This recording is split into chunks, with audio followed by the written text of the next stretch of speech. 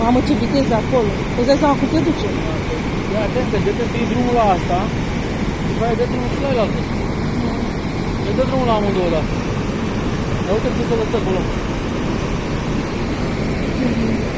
Distanța, mă, deci. Ia uite cum mă rog, ajungă cu viteză încolo, apa.